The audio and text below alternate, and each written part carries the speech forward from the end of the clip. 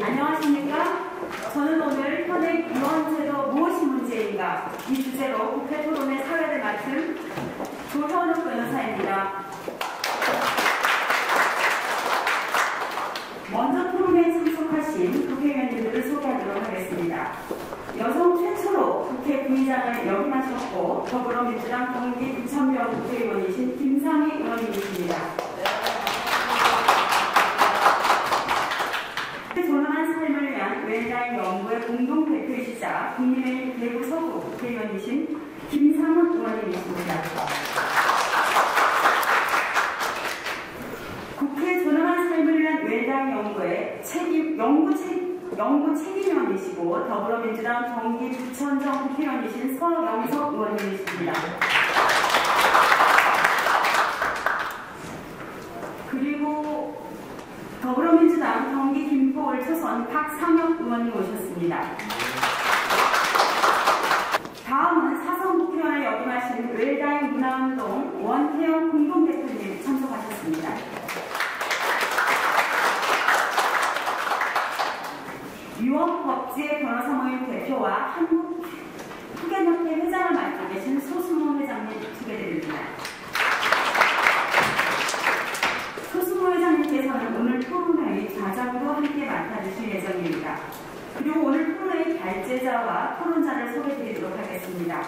유언서 보관제도의 도입 필요성과 도입 방안이라는 주제로 발표를 해주신 박인환 이날의 통합전문대학원 교수님이십니다. 다음은 공적 유언제도의 필요성과 도입 방안이라는 주제로 발전해 주신 이양원 부천종합법률사무소 대표 변호사입니다.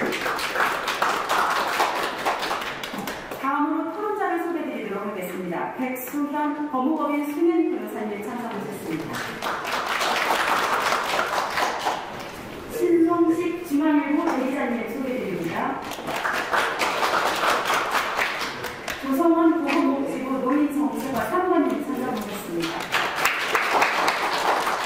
대통령 직속 저출산 부동사회위원회 전 부위원장이시고 전 국회의원을 역임하신 서영수 전 국회의원님 소개드리도록 하겠습니다.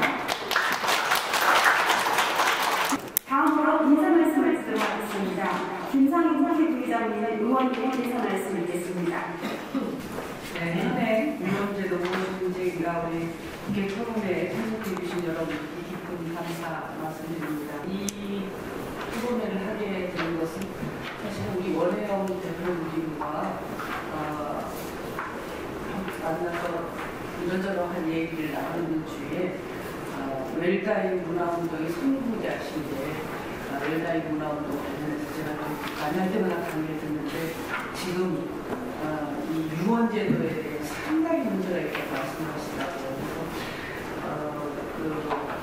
지금 요새 굉장히 세상이 바뀌어가지고 1인 가족 그리고 노인 특히 1인가가 엄청나게 증가하고 그리고 예전하고와 달라서 같이 집안마다 보면은 나름대로 어느 정도 재산이 있는 집안들이 많이 대부분인데 부모님 돌아가시고 나면 사실 얼마 되지 않는 유산들, 가족 간에 굉장히 불편한 어려움을 겪는 집안이 굉장히 많다는 말씀을 하고요. 그 사람이 자기 삶을 마무리하면서 이것도 굉장히 중요한 부분이라고 특히 자기 자손들 죽고 나서의 자기와 함께 살아가는 가족들이 굉장히 어려움을 오히려 겪을 수 있겠구나 하는 생각이 들었습니다. 그래서 유언제도와 관련해서 새롭게 지금 새로운 환경, 또 새로운 가족 문화, 또 바람직한 웰다잉 문화를 만들기 위해서는 유언제도가 굉장히 중요하겠다는 생각을 했습니다. 다시 한번 오늘 참석해 주신 우리 모든 분들께 감사드리면서 오늘 좋은 토론회가 되고 싶습니다. 감사합니다. 네, 귀한 말씀 감사드립니다. 김상훈 의원님 말씀 부탁드리겠습니다. 어디서 하시겠습니까? 반갑습니다. 김상훈 의원입니다.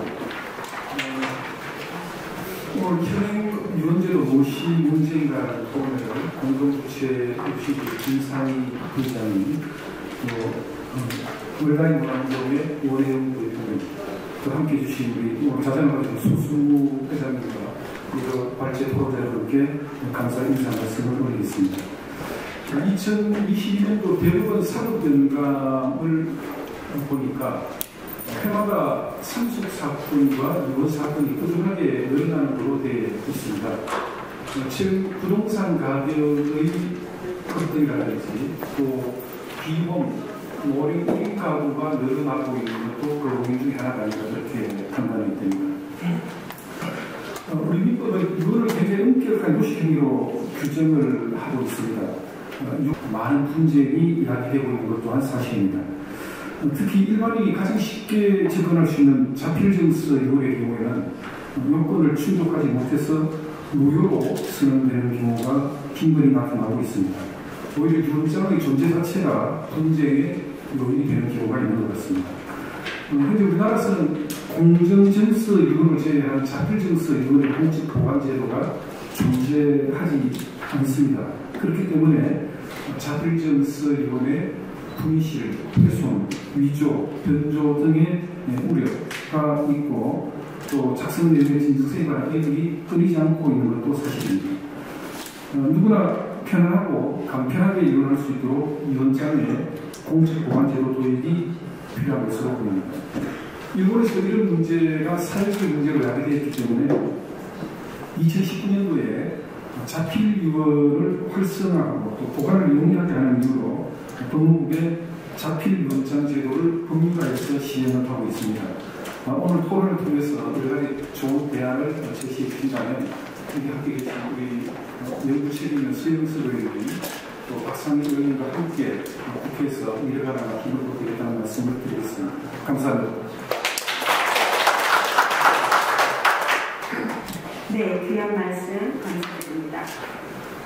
다음은 오늘 행사를 축하해 주시기에 참석하신 원혜영 공동대표님 축사를 듣도록 하겠습니다. 반갑습니다. 한 해를 마무리하면서 이렇게 웬라인 문화를 사회에 정착시키고 확산시키는데 가장 중요한 하나는 내 생명에 대한 결정, 이 연명인류에 대한 자율결정권을 보장하는 일, 그리고 또 하나는 내 재산을 내 뜻대로 정리하는 일, 유언장을 쓰는 일인데 그 한축이 유언장 쓰기를 보다 쉽게 일상적으로 할 수 있기 위한 어떤 법과 제도를 토대로서 유언장 보관 제도를 공공기관, 정부가 나서서 하는 주제의 의미가 있게 되어 정말 뜻있게 생각을 합니다. 내후년은 우리가 전혀 기대하거나 희망하는 바 아니지만 세계에서 가장 빠른 속도로 초고령 사회에 진입합니다. 5천만 인구의 20% 이상이 법정 노인인 시대를 맞이합니다. 이 초고령 사회야말로 우리 사회가 전혀 준비 없이 맞이한 닥쳐온 미래라고 생각합니다. 그런 점에서 아직 없지만 반드시 필요한 기둥으로서 내 재산을 내 뜻대로 정리하는 그러한 문화를 만드는 초석으로서 오늘 이 세미나가 큰 역할을 해주실 걸로 기대하고 이 세미나를 과정을 내년에는 유언장을 쉽게 쓰는 거와 또 그것이 공문이 뒷받침해서 누구나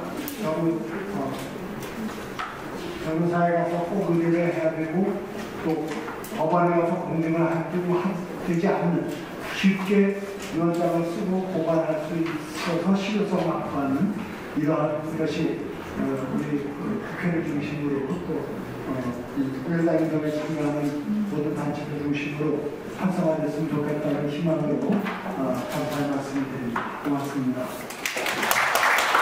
네, 감사드립니다. 최수봉 회장님께서는 또 좌장을 맡고 계시기 때문에 좌장 진행하면서 말씀 주실 것을 생각하고 축사는 별도로 부탁드리지 않도록 하겠습니다. 서영수 국회의원님 간단하게 한 말씀 해주시겠습니까? 네, 이런 귀한 자리 만들어주셔서 감사하고, 어제 저희가 법안 소위를 하면서 그런 걸 하나 고민을 해봤습니다. 이게 지금 병원의 실태로 보니까 임종실이 거의 없는 상태에서, 이게 죽음을 맞이할 때 이게 가족들과 이게 이별할 수 있는 존엄한 삶을 지킬 수 있도록 하는 그런 것을 해야 되는데, 병원과 요양병원이 거의 전무한 상태더라고요. 그래서 우리 사회가 진짜 이 임종과 관련, 죽음과 관련된 너무 제도가 소소하게 짠게없구나 이런 걸 다시 한번 깨달았는데 해야 될 일이 많구나 이런 것을 결과했습니다. 함께 그 문제도, 임종실의 문제도 같이 고민하고 이 위원장에 대한 제도적 보완도 고민할 수 있도록 좋은 자리가 됐으면 좋겠습니다. 고맙습니다. 절차 진행상 그 정도로 하고 좋은 말씀해주신 여러 어머님들과 공동 대표님께 진심으로 감사드립니다. 먼저 인사를 말해주신 국회의원님, 발표자 회장님께 말씀드립니다. 이 모임은 여러 이제 국회의원 여러분하고 또 웰다잉 국회 웰다잉 모임 제가 관여하고 있는 유언 변호사 오늘 국가입니다. 시동은 이제 유언 법제 변호사 모임이라고 생각할 수 있습니다. 여러분 모두 아시다시피 우리나라 유언 법제 여러 축사에서 여러 의원 지적을 하셨어요. 5개 방식이 있는데 시대착오적입니다.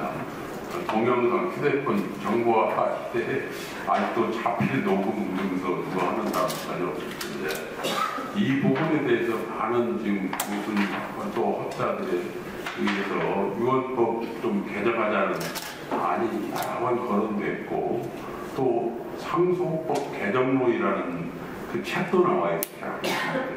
그렇지만 이 민법 개정은 거대한 단물이라서 좀처럼 국회에서도 그 발톱이 걸리지 않아서 참 안타까운 마음입니다. 그래서 저희도 유언 법제는 상속법계 유리고 문제는 많이 이제 사회적으로 공감대를 좀 형성해 가는 것 같고, 그래서 이걸 뭔가 촉진할 수 있는 방법은 뭐냐 그 문제 하고, 또 하나는 우리가 유언에 친숙해져야 되는데 유언 쓰기라는 것을 우리 문화에 정착되지 않고 또 유언하고 싶어도 방식도 모를 뿐더러 우리 엄격성으로 해서 뭘 책을 밝혀도 또 이 법적 유언 사항이 정해져 있기 때문에 효력을 갖지 못한다. 그 고민한 나머지 사례를 들으면 이 문화를 조금이라도 좀 마중물로 할 수 있는 쉬운 방법이 뭐냐 해서 유언장 보관제를 생각하고 특히 이 부분에 대해서 공부를 많이 하신 그 부분 이제 관계자님이시다. 오늘 아이들 오늘 함께 공유하면서 이게 우리 사회의 이제 유언 문화 발전과 법 개정에 좀 시금석이 되는 그런 자리가 되었으면 좋겠습니다. 그럼 바로 주제 발표와 토론을 시작하겠습니다. 첫 번째로 발전해 주실 분은 박윤환 교수님입니다. 교수님 성함이 어떻게 되신 것 같고 지금 현재 한국청년학교 회장으로 재임하시고 후계 논문에 관해서는 전문적인 직결을 가지고 있는 것이고 특히 이제 일본 민법의 아주 전문가입니다. 지금 소수노 협회장님으로부터 소개받은 이나대학의 박영환입니다. 먼저 미리 조금 양해를 말씀을 드리고 싶은데요. 제가 발제자를 좀 급히 준비하다 보니까 오타가 조금 많이 눈에 보입니다. 의장님에게 양해 말씀을 구하도록 하겠습니다. 지금 사회를 맡은 소수노 협회장님도 지적을 하셨습니다만은 이 유언 상속제도 전반이 그 근대민법의 성립 당시에 구상됐던 것들이 그대로 지금 대체로 유지되고 있는 상황입니다. 그래서 여러 가지 사회적인 변화 이런 것들이 충분히 반영되어 있지 않기 때문에 민법 개정을 포함한 대개혁이 필요한 과제라고 생각이 됩니다. 다만 이번 시간에는 주로 유언의 방식 문제와 관련해서 새로운 과제가 되어 있는 보관제도를 중심으로 저는 말씀을 드리도록 하겠습니다. 주로 방식과 관련한 문제인데 일단 유언이 어떤 방식이 있는지 한번 보도록 하겠습니다. 5가지 방식을 예정하고 있고요. 정상적인 상태에서는 자필증서, 녹음, 공정증서, 비밀증서까지가 정상적인 상황에서 유언이고요. 구수증서는 아주 긴박한 상황, 전쟁터라든지 금방 돌아가시기 임박해서 다른 선택지가 없을 때 이제 구수증서를 하게 되어 있고요. 실제로 이 보통의 경우 4가지의 선택지가 있지만 녹음 유언이나 비밀증서 유언은 조금 예외적이고 많이 이용하는 것이 자필증서 유언이랑 공정증서 유언 2가지로 되어 있습니다. 자필증서 유언은 본인이 직접 모든 것을 자서 자기가 손으로 쓴다라고 하는 것이 중요하고요. 이 중에 하나라도 빠뜨리면 이 방식성이라고 하는 것은 아무리 작은 것이라도 법정 요건을 갖추지 못하면 전부 무효로 가져온다는 것이 민법학의 대원칙입니다. 그래서 아주 사소하다고 생각할 때는 지금에 있어서는 나도 놓치게 되면 무효가 되는 그런 문제가 발생을 하고요. 많이 이루어지는 공정증서 유언은 공증인이 개입해서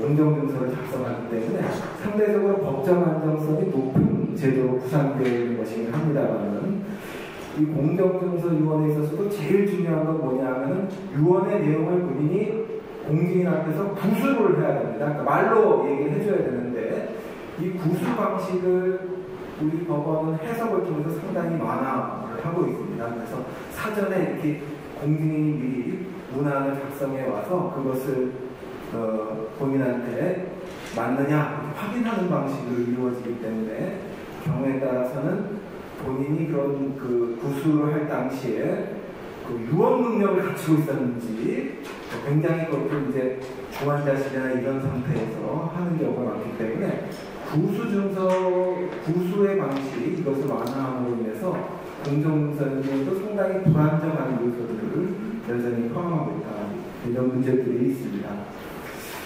그래서 현재로서는 가장 강력하게 유언을 할 수 있는 것이 자필증서 유언인데요. 비용도 적게 들고 언제든지 본인이 쓸 수만 있다면 할 수 있는 유언이기 때문에 이것이 용이하긴 하지만 이 자필증서 유언은 본인이 스스로 그것을 보관하고 나중에 본인이 사망할 때 이것이 공표될 수 있도록 준비를 해야 되는데 이런 것들이 원활하게 이루어지지 않으면 유언서 자체가 있는지 없는지를 알 수 없는 발견되지 않는 문제라든지 자필로 사적으로 만들어지기 때문에 은폐되거나 위변조의 위험이 있다라고 하는 것이 한계라고 할 수 있습니다. 그리고 예전에는 자필로 쓰면 그거는 본인이 작성한 것이다 라고 하는 확실한 증명이 되었는데요. 최근에는 다 컴퓨터들을 쓰고 자필의 기회가 감소해서 필적 감정을 하기 위한 자료가 예전만큼 풍부하지 않는 문제. 자필도 더 이상 본인의 의사를 확인하는 자료로 앞으로도 계속 유효할 건지 의문이 생기고 있습니다. 그리고 이 자서도 현대적인 건 예전에는 누군가 썼어야 되지만 지금은 많은 것들이 컴퓨터 같은 형식으로 입력이 가능하기 때문에 자서를 어디까지 요구할 거냐 관련해서도 논의가 있습니다. 그래서 일본의 경우에는 자서의 범위 중에 상속재산이 많은 경우에 그걸 다 손으로 쓰면 너무 힘드니까 그거는 이제 인쇄해서 첨부하고 대신 날인을 해서 진정성을 증명하도록 이런 개정이 이루어진 바가 있습니다. 공정증서 유언에 대해서는 앞서 말씀드린 대로 구수 방식 이게 이제 실제로 공정증서 작성을 하는 과정에서 약간 기술적으로 미리 대체적인 내용들을 전해 들어서 그것을 이제 미리 문안을 작성해 가는 것이 현실적이긴 합니다. 그렇지 않고 거기서 뭐 손으로 받아 적어서 그거를 그 공정증서로서 확인한다는 건 사실 기술적으로 어렵기 때문에 사전 준비가 필요한데 이것이 본인의 주도하에 이것이 사전에 준비가 이루어지고 하면은 진정성에 문제가 없는데 그렇지 않고 그 실제로 그 유언을 통해서 유증을 받는다거나 이익을 받는 사람들의 주도로 사전에 이 공정증서의 초안이 작성되고 그것을 단순히 본인한테 예 아니요 같은 형태로 단순하게 확인하는 방식으로서는 구수를 통해서 확인하려고 하는 유언의 진정성을 확보하기가 어렵다 이런 문제를 안고 있습니다. 그리고 녹음 유언 같은 것들은 이제 전형적으로 예전에는 아주 확실한 본인의 유언서를 확실하게 확인할 수 있는 방법이었지만 요즘 디지털 기술이 발전을 했기 때문에 화상은 물론 녹음조차도 위변조의 가능성을 완전히 배제할 수 없는 이런 위험에 노출되어 있습니다. 그래서 최근에 유언의 그 편의성을 높이고 유언의 진정성을 용이하게 확보할 수 있는 방법으로 유언서 보관 제도가 여러 나라에서 도입이 되고 있습니다. 이 제도가 갖는 특징은 첫 번째는 유언 돌아갔었을 때 유언서를 손쉽게 공적기관에서 보관하고 있고 그것을 본인이 사망하면 게시할 수 있는 프로세스를 만들어서 본인이 사망하면 유언서가 보관되어 있는지 여부를 쉽게 확인할 수 있고요. 또 본인의 의사에서 보관이 되고 있으니까 다른 사람의 접근이 제한돼서 위번조의 방지에 유효한 방법으로 이렇게 평가가 되고 있습니다. 그리고 또 하나는 이제 보관제도를 도입하면 자기가 작성한 유언서를 본인이 직접 그것을 보관해달라고 하는 신청 절차가 있게 되는데요. 그 과정에서 그 유언에 자기 유언으로서 본인이 제출하게 되어 있기 때문에 유언의 진정성을 확보할 수 있고 또 일단 신청 행위를 통해서 그 신청 행위를 가령 뭐 우편으로 보낸다 이러면은 도리가 없지만 본인이 출두해서 직접 제출한다라고 하면은 그 유언 보관 신청을 수리하는 사람이 그 사람의 신청 의사를 확인하는 과정에서 최소한의 유언 능력들을 확인할 수 있는 기회를 얻을 수 있다 이렇게 생각이 됩니다. 저는 이 부분이 상당히 유효하다고 생각을 하기 때문에요. 많은 유언, 제가 다루고 보았던 많은 유언에 관련한 분쟁들이 유언 방식 위반의 문제도 있지만 심지어 공정증서로 작성되었음에도 불구하고 유언 당시 유언 능력이 있었는지를 둘러싼 다툼이 굉장히 많고 앞으로도 그건 많이 늘어날 거라고 생각이 듭니다. 그래서 유언 신청 의사를 확인하면서 유언 능력을 최소한의 유언 능력을 확인할 수 있는 것이 가능하다면 이 제도가 많은 분들이 유언에 쉽게 그러나 높은 법적 안정성을 가지고 이용할 수 있도록 하는데 도움이 되지 않을까 그렇게 생각이 됩니다. 그 밖에 뭐 여러 가지 이 유언의 확실성이 보장되기 때문에 임의적인 위변을 방지하고 상속 분쟁을 방지할 뿐만 아니라 또 수증자가 이 유언서가 있더라도 이제 법원의 검인 절차를 거쳐야 되고 또 상속인들이 여기서 이의를 제기하면 그 유언서를 가지고도 부동산 등기나 아니면 예금을 인출한다거나 이것이 불가능합니다. 사실상 그렇기 때문에 만약에 이 유언서가 법관 절차에서 보관된 경우에 검인 절차를 생략하는 이런 제도적인 뒷받침이 된다라고 한다면 유언의 효력을 통해서 이익을 얻는 분들에게 있어서 권력을 조속하게 시행하는 데에도 도움이 되지 않을까 이렇게 생각이 듭니다. 그래서 몇 나라가 이 유언서 보관 제도를 이제 많이 도입을 하고 있는데요. 이 자리에서는 최근에 외국의 여러 제도 가운데에서 독일이랑 일본에 관한 제도는 비교적 소상하게 소개된 것이 있고요. 두 나라는 우리 사업 체계에 있어서 가장 큰 영향을 주고 있는 나라이기 때문에 두 나라의 유언서 보관 제도를 비교해서 살펴보는 것이 것이 우리 제도를 개혁하는데도 상당히 유용한 참고 자료가 되겠다 싶어서 독일과 일본의 유언서 보관 제도를 좀 살펴보도록 하겠습니다. 독일의 경우에도 자필증서위원이 있고 공정증서위원이 있는데요. 두 개가 조금 보관 절차가 좀 다릅니다. 먼저 자필증서 주어 중심으로 보게 되면요, 이거는 피상속인 신청에 의해서 반창에 보관하도록 되어 있습니다. 뒤에서 살펴보는 것처럼 모든 유언을 보관하지 않으면 유언 자체로서 효력을 부인하는 나라도 있습니다. 네덜란드 같은 나라는 보관을 강제하는 나라도 있습니다. 그러나 독일이나 일본은 임의적으로 본인이 보관을 원하면 신청을 통해서 보관하도록 이렇게 되어 있고요. 보관 기관은 우리가 이제 암스게리트라고 구법원이라고 하는데요. 우리는 이런 형태의 법원을 갖고 있지 않습니다. 이 구법원은 이제 정말로 구단위에 설치되어 있는 법원인데 굉장히 후견적, 보고적인, 그러니까 소년 사건, 가족 사건, 후견 사건 이런 것들을 굉장히 지역 친화적으로 지역에 밀착해서 사업 서비스를 제공하는 그리고 전문성이 그 분야에서 전문성이 높은 이런 법원의 형태입니다. 그래서 두 법원에서 이것을 보관하게 되어 있고요. 다만 이 공적 보관기관을 어디에다 둘 거냐, 그거보다 구마다 있는 거니까. 근데 독일은 관할 지정을 하지 않습니다. 본인이 원하면은 거기 가서 맡길 수 있도록 이렇게 선택을 할 수 있도록 되어 있고요. 신청 방법도 서면이나 구두, 우편으로 그냥 자기 유언서 우편으로 국어관에 보내면 그냥 자동으로 보관하도록 이렇게 되어 있습니다. 굉장히 간이하게 보관하도록 이렇게 되어 있고요. 따라서 이 자필증서 유언은 단순히 접수가 되면 이제 보관만 하는 것이지 그것이 뭐 요건을 갖췄느냐 이런 것에 대한 심사는 하지 않는 것으로 되어 있습니다.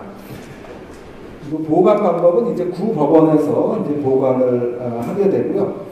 반환을 하더라도 이제 뭐 철회 유언의 효력에는 영향이 없습니다. 그냥 보관 서비스만 제공하는 것이다 이렇게 생각을 하시면 되고요. 보관 기간은 이제 30년을 원칙으로 해서 30년이 지났는데도 아무 통지가 없으면은 이 사람이 생존 여부를 체크하도록 생존 여부를 탐지하도록 하는 절차를 두고 있습니다. 이제 본인이 이제 사망을 하게 되면은 이것을 어떻게 처리하느냐라고 하는 것이 문제인데요. 유언서 보관이 일단 되면은 그 유언서를 수탁한 국어원에서 출생지를 관할하는 지방자치단체 신분관계 등록을 담당하는 공무원에게 통지를 하게 되어 있습니다. 그래서 본인이 이제 그 출생지 신분등록 공무원은 그래서 통지를 받는 거죠. 누군가의 유언서가 보관되고 있다라는 것을 통지를 받은 상태고, 그래서 유언자의 사망 사실을 알게 되면은 그 유언서를 보관 중인 구법원에 그 사실을 통지합니다. 그러면 구법원이 보관하고 있던 유언서를 관할 상속법원에 유언서를 송부하도록 되어 있습니다. 그럼 그 통지를 받은 상속법원에서 그 유언서를 개봉하는 절차를 진행하고, 개봉 절차에 이제 상속인들을 참여시켜서 법인 절차와 유사한 이런 절차를 거치도록 이렇게 하고 있습니다. 공정증서 유언의 경우에도 이제 보관 절차가 있는데요. 이거는 이제 공증인이 직접 공증인 사무소 소재지 국어원에 보관을 하도록 되어 있습니다. 아마 일본이랑 우리는 공정증서는 이제 공증사무소에서 책임지고 보관하도록 되어 있는데요. 이거를 국어원에서 보관을 한다라는 점의 차이가 있습니다. 그리고 자필증서 유언은 뭐 반환받아도 효력에 영향이 없는데, 공정증서는 반환받으면 효력이 없는 걸로 이렇게 되어 있고, 그 밖에 개봉 절차는 자필증서 유언 보관 제도와 같습니다. 자, 이렇게 제도를 마련했는데 실제로는 그거를 뭐 통지를 하고 또 상속법원으로 송부하고 이러면서 이것이 이제 그 우편 같은 걸로 이루어지다 보니까 사망이 됐는데도 그 유언서의 개봉 절차가 지연되는 이런 문제들이 많이 발생을 했다라고 합니다. 그래서 독일에서 고안한 방법은 이 유언서가 어디에 누구의 유언서가 어떤 형태로 보관되어 있다라고 하는 것을 전산으로 등록하는 제도를 병행을 하고 있습니다. 그래서 이거는 이제 중앙유언등록부 제도를 도입해서 중앙유언등록관청에서 이 유언서에 보관하고 있는 상태를 전산으로 관리하도록. 유언서는 구법원에 보관되어 있지만 어느 법원에 누구의 유언서가 보관되어 있다라고 하는 것은 이 중앙유언등록부에 보관되어 있고요. 이 중앙유언등록부는 독일에 있어서는 정부가 직접 하는 것이 아니라 독일 연방공증위협회라고 하는 단체에서 이 중앙유언등록관청의 역할을 하도록 정해져 있습니다. 근데 제가 알고 있기로는 이 독일 공증위협회의 중앙유언등록부뿐만 아니라 가령 독일에서는 이제 후견 계약과 같은 것도 굉장히 많이 이용돼 200만 건 이상씩 지금 200만, 300만 이상 많이 이용하고 있는데요. 이것도 이 독일의 공증위협회에서 전산으로 관리하도록 하고 있습니다. 그래서 우리하고는 조금 여러 가지 조금 다른 방식으로 되어 있고요. 이 중앙유언등록부는 유언서의 원본이나 전자화된 화상 이미지 이런 것들을 보완하는 게 아니라 누구의 유언이 어느 구법원에 보관되어 있다라고 하는 것만 관리를 하고 이것을 통해서 이제 사망한 경우에 신속하게 유언서의 소재지를 확인하고 유언서가 송부될 수 있도록 유언서 보관 제도가 원활하게 운영될 수 있도록 이것을 보완한 제도다 이렇게 말씀드릴 수가 있습니다. 그리고 여기에 이제 등록되는 정보는 단순한 유언서가 아니라 상속에 영향을 미치는 모든 서면을 보관하도록 되어 있습니다. 그래서 여기서 보게 되면은 뭐 부부 재산 계약, 생활 동반자 계약 이런 것들이 포함되어 있죠. 독일에는 이제 상속 계약 같은 것도 있기 때문에 상속 계약이라든지 상속에 영향을 미칠 수 있는 건 다 유언 등록 관청에서 보관하도록 이런 제도를 마련을 해두고 있습니다. 그래서 이제 이 등록은 이제 유언서를 보관하게 하는 보관을 받게 되는 구법원에서 이것들을 유언등록관청에 송부하게 되어 있고요. 공정증서는 이제 공증인이 작성하니까 공증인이 송부하도록 이렇게 되어 있습니다. 굉장히 저렴한 수수료로 이용할 수 있도록 되어 있고요. 여기 이용 현황이 조금 나와 있는데 보시면은 굉장히 많습니다.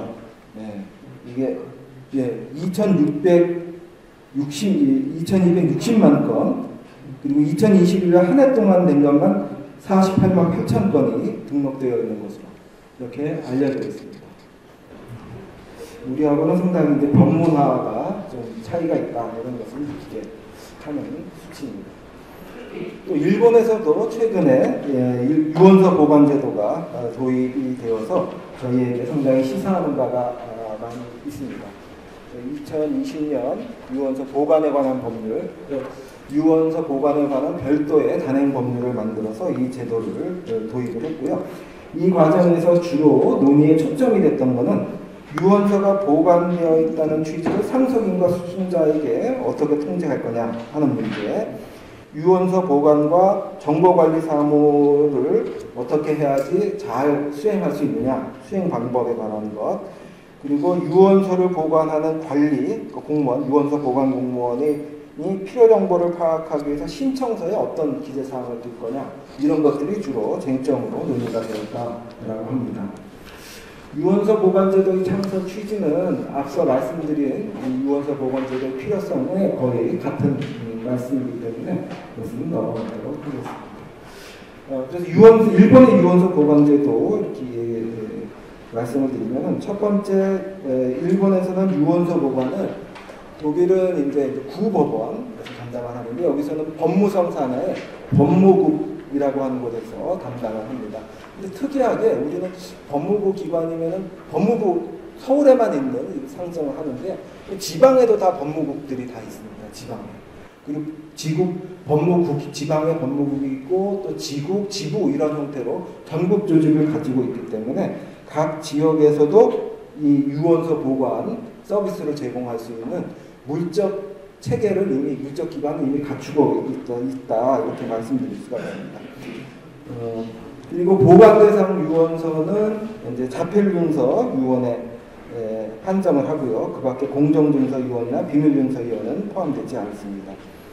일본에서는 현재 그래서 전국에 312개소가 이 유언서 보관소로 법무성 산하의 법무국 또는 그 지국이 지정되어 있고요. 유언서 보관소의 사무는 유언서 보관관, 이거는 각 법무국의 장이 지정하는 법무부 공무원이겠죠. 법무성 공무원이 담당을 하게 됩니다. 그래서 부동산의 등기관이나 혹은 공탁관과 마찬가지로 독임 행정관의 법적 지위를 갖는 것으로 이렇게 되어 있습니다. 자, 그리고 일본에 있어서도 이 유언서의 보관은 본인의 신청에 의해서 보관을 하도록 되어 있고요.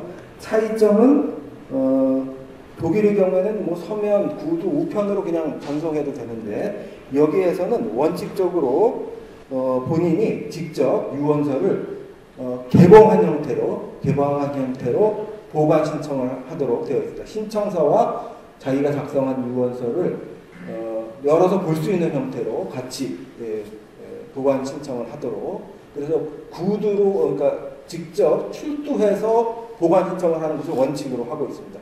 이것이 제도 운영에 중요한 차이를 가져올 수 있다고 생각하는데요. 그래서 독일의 경우는 그냥 뭐 우편으로 보내오면 그냥 보관하는 데만 그친다라고 했는데, 일본의 경우에는 오면은 이것이 자필증서위원으로서의 형식적 요건을 충족하는지 심사가 가능합니다. 형식적 심사를 하게 되어 있습니다. 방식 요건에 관한 형식적 심사는 가능하게 되어 있습니다. 그리고 그 유언이 이것 진짜 당신의 지인이가 맞냐 이런 심사는 하는 게 아닙니다. 방식 요건을 갖출 수 있고 또 일단 구두로 출석하기 때문에 그 형식적 심사 요건의 방식 요건의 형식적 심사뿐만 아니라 본인이 직접 출석하기 때문에 당연히 신청 의사를 확인할 수 있는 여지가 생깁니다. 그래서 아까 말씀드린 것으로 적어도 본인이 출두를 하기 때문에 본인이 그 신청을 할 수 있는 신청 의사를 가지고 있느냐, 이른바 유언 능력과 관련한 본인의 의사 능력을 적어도 그 의사 능력을 확인해야 된다 이런 규정은 없지만 본인이 일단 그걸 가지고 와서 이거 신청의 의사를 표시해야 되기 때문에 전혀 뭐 치매로 정신이 없으신 분이라든지 이런 분은 구두 신청을 할 수 없기 때문에 유언 능력과 관련한 문제도 적어도 최소한으로 통제할 수 있는 이런 기회가 있다. 일본의 경우에는 이렇게 말씀드릴 수가 있습니다. 그래서 본인이 신청해야 되고 본인이 직접 출석하기 해서 개봉된 형태로 제시해야 되기 때문에 유언 방식의 형식적 요건, 이것은 심사가 가능하다. 이렇게 말씀드릴 수가 있습니다. 그리고 관할 문제가 있는데요. 관할 문제가 별로 독일의 경우에는 관할 관계없이 아무데나 할 수 있다고 말씀드렸고, 또 굳이 관할을 둘 필요가 있느냐, 요즘같이 다 더구나 우리나라는 좁기 때문에 일일 생활권이기 때문에 멀어서 뭐가 불편하고 하는 게 없는데, 그러나 저는 이 관할을 저희가 좀 신중하게 생각해야 된다. 왜냐하면은 관할을 선택하게 되면은 마치 일종의 심사를 받잖아요. 근데 법원에 있어서도 사건의 배당을 누군가 좌우할 수 있다라고 하면은 거기에 여러 가지 규제를 회피할 수 있는 가능성들이 열리게 됩니다.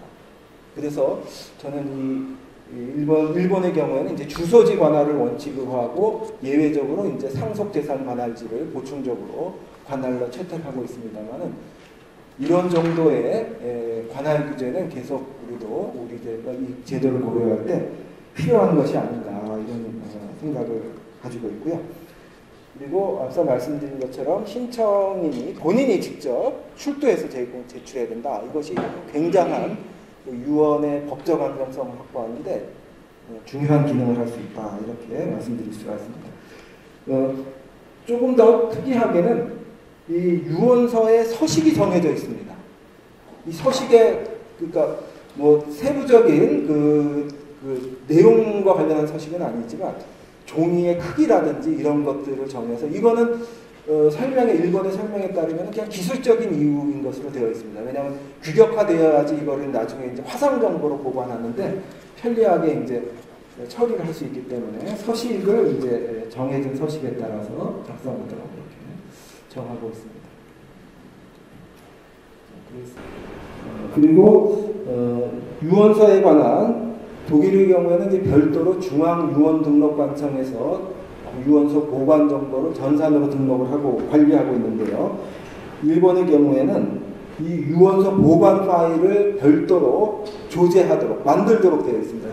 보관하는 기관은 그 유언서의 원본을 보관할 뿐만 아니라 그 유언서를 화상 정보로, 그러니까 쉽게 얘기하면 뭐 PDF 같은 파일 같은 형태로 이것을 보관하도록 되어 있습니다. 거기에는 화상 정보, 유언서에 기재된 작성 연월일, 유언자 성명, 출생 연월일, 주소 본적, 유언서 보관을 개시하는 날, 보관서 명칭, 보관 번호 이런 상세 정보를 전산으로 등록해서 관리하도록.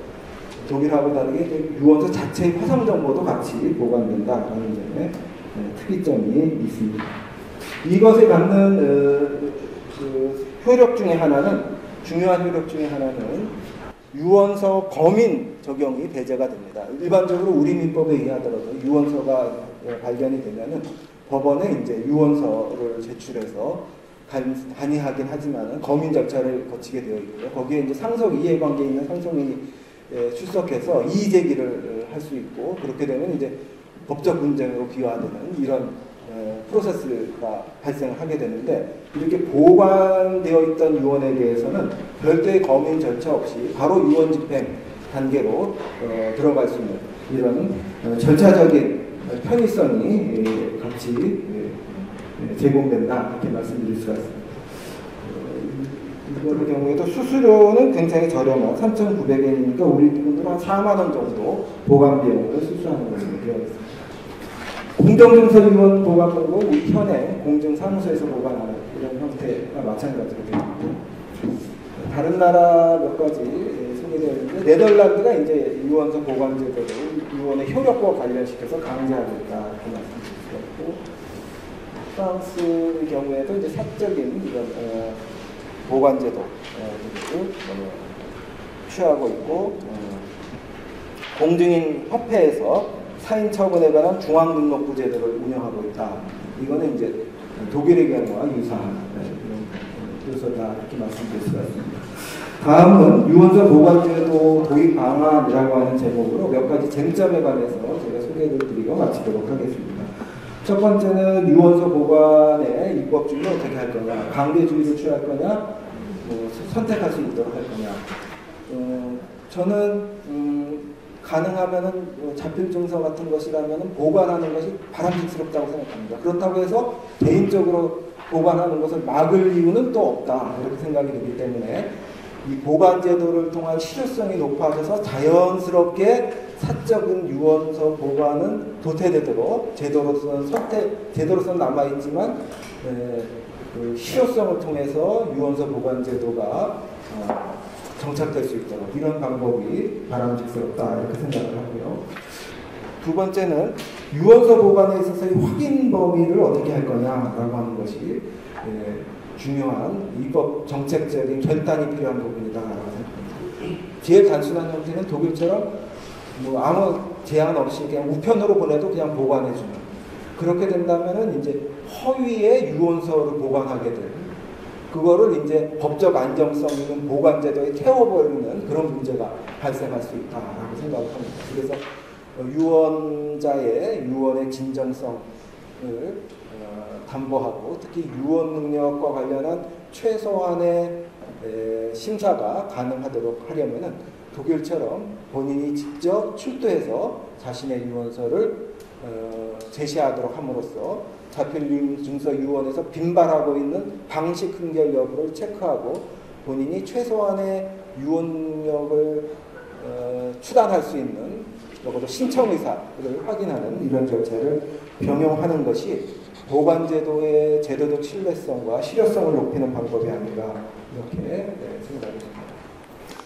그리고 보관 방법은 여러 가지 형태가 있겠습니다만, 역시 우리도 그 유언 증서를 원본으로서 보관하는 것과 그 유언서에 관한 정보를 디지털화해서 전산 정보로 편리하게 이것을 상속 절차에 적용할 수 있도록 하는 제도가 역시 아울러 같이 필요하다 이렇게 생각이 들고요. 그 밖에 유언서의 보관된 유언서의 열람 증명 통지는 일본에서 제도를 설계하면서 고려했던 요소들을 충분히 저희가 참조를 하면은 알맞은 제도를 만들 수 있지 않을까 싶습니다. 그래서 유언서 그 내용, 실체적 내용에 관한 접근성은 오직 유언자만이 가능하고요. 생존하고 있는 동안에는 유언자가 생존하고 있는 동안에 나머지 유언과 관련한 이해관계, 추정 상속인이라든지 뭐 수증자라든지 이런 사람들은 유언서의 보관 사실에 관해서 확인할 수 있는 기회를 줄 건지, 이거는 조금 세밀한 제도 설계가 필요하다고 생각합니다. 본인이 자기가 어디다 유언서 보관하고 있다라는 것을 알리고 싶지 않은 경우도 있을 거라고 생각하거든요. 그러면은 본인의 의사에 따라서 공개 범위를 제한하면 비밀 증서 유언과 유사한 효과도 얻을 수 있기 때문에 이거는 이제 구체적인 제도 설계 과정에서 여러 가지 사정들을 고려해서 판단을 하면 되지 않을까 싶고요. 전산 정보를 통해서 본인이 사망하게 되면 신속하게 보관되어 있는 유언서가 관할 상속법원에 도달될 수 있도록 하는 통지 절차 이런 것들을 둘 필요가 있고, 유언서 보관의 효력으로서 이 검인 절차를 면제할 거냐, 이것도 상당히 중요한 문제라고 생각합니다. 이 보관 제도를 통해서 유언의 진정성이 아주 용이하게 확보된다라고 한다면 굳이 검인 절차를 거치지 않을, 그럼으로써 유언서 보관 제도의 실효성을 굉장히 높일 수 있는 이런 가능성이 있다고 생각을 하고요. 만약 그렇지 않고 그냥 보관만 한다, 그것처럼 그렇다면은 검인 절차는 여전히 필요할 것으로 이렇게 생각이 됩니다. 다음으로는 이제 보관 기관을 어디에 맡길 거냐라고 하는 것인데요. 지금 생각해 볼 수 있는 것이 선택지가 법원, 아니면은 법무부, 아니면은 유럽처럼 공직인 협회, 이런 선택지가 생각해 볼 수 있다라고 생각합니다.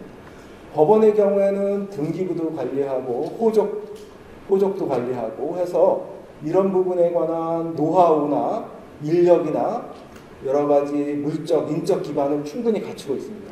그러나 이런 보관 업무는 법원의 기능에는 맞지 않는 겁니다. 우리가 특수한 역사적 사정 때문에 등기제도, 호적제도 이런 거 법원이 맡고 있지만은 법원에 맡길 때부터 이거는 나중에 행정기관 사무로 전환되어야 될 필요가 있다라고 하는 것들이 인식되어 있었습니다. 그런데 아시다시피 어떤 기관이 맡으면은 또 뺏어올 수가 없기 때문에 이게 안 되고 있는 거고요. 그리고 특히 등기부 같은 경우는 이제 등기부와 대장이 통일되지 않는 문제, 이런 것들도 결국 기관이 이제 하나씩 자기 업무를 갖고 있기 때문에 해결되지 않는 문제라고 생각을 합니다. 그래서 기능적인 원칙적인 관점에서는 법원보다는 행정부가 보관하는 것이 맞고요. 그러나 현실적으로는 법원이 오랫동안 이런 사무들을 처리했기 때문에 더 큰 비용 없이 손쉽게 이 사무를 담당할 수 있는 이런 현실적인 이점이 법원에는 있다, 이렇게 말씀드릴 수가 있습니다. 법무부가 만약 이걸 하게 되면 우리나라의 경우에는 일본하고도 달라서 지방 조직이 없기 때문에 이거를 다 인적 물적 설비를 마련할 건지 아니면 중앙에 집중할 건지 여러 가지 조금 제도를 시작하는 비용이 법무부의 경우는 더 많이 들 수 있다, 이렇게 생각이 들고요. 공증인 협회 같은 사적 기관의 경우 프랑스나 독일은 이런 오랜 공증인들의 전통이 있고 그런 중앙 등록, 다른 것과 관련해서 중앙 등록의 시스템을 갖추고 있기 때문에 이것을 쉽게 접근을 할 수 있었는데, 만약 우리가 공증인에게 이것을 맡긴다라고 하면은 공정증서 유언이라든지 아니면은 그 보관 과정에서 공증인의 개입 뭐 이런 것과 결부되어서 이 제도를 고려한다면은 공증인 보관도 상정을 할 수 있지만 여기는 뭐 충분한 예산이나 이런 것들을 확보하고 있지 못하기 때문에 보조금 지급이라든지 수탁기관으로서 이제 사무를 공증인협회에 위탁하는 이런 거침이 되지 않을까 이렇게 생각합니다. 이상 마치도록 하겠습니다. 네, 감사합니다.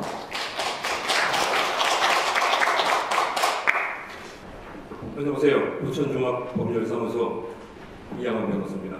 조금 전에 박 교수님께서 이론적으로 잘 설명을 해주셨기 때문에 저는 중복되지 않는 범위 내에서 사회적으로 공적인 유언 보관 제도가 왜 필요하고 특히 절박한지 그 점을 중심으로 말씀을 드리겠습니다. 자, 도표 1 보시면 우리 사회 상속 분쟁이 급증되는 것을 바로 확인할 수가 있습니다.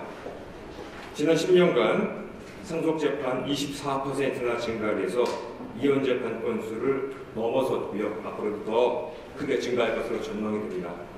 이 상속 분쟁이라는 것이 단순히 재산을 갈라먹고 몇몇 사람 싸우는 정도에서 그치는 것이 아니라 우리 공동체를 근본적으로 균열을 시킬 위험을 안고 있다는 점 먼저 말씀을 드리겠습니다.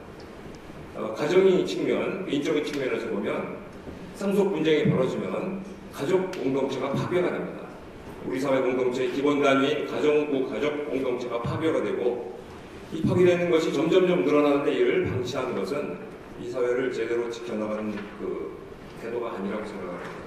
두 번째로 이 소위 동결 자산이라는 것이 생기는데요. 상속 분쟁이 발생을 하면 부동산, 금융자산, 재판 절차 끝날 때까지 심지어 4년, 5년씩 묶이는 경우가 있습니다. 그분들은 싸운다고 그렇다 치더라도 중요한 곳에 있는 중요한 부동산이 이들의 분쟁 때문에 소유자 불명 처리가 되고 공공개발을 전혀 할 수 없는 상태가 되어가고 있고 이런 것이 점점 더 늘어난다면 우리 사회 앞날은 그런 발전을 기약할 수 없습니다. 공동체의 유지와 발전, 우리 사회의 유지와 발전을 위해서 상속 분쟁을 줄이고 합리적으로 해결하는 것이 시급한 과제로 떠오르고 있습니다. 상속 재판이 왜 최근 10년 사이에 급증하고 있을까요? 몇 가지 분명한 이유가 있습니다. 첫 번째로 100세 시대, 사람의 수명이 늘어나면서 상속 분쟁이 늘어나게 됩니다.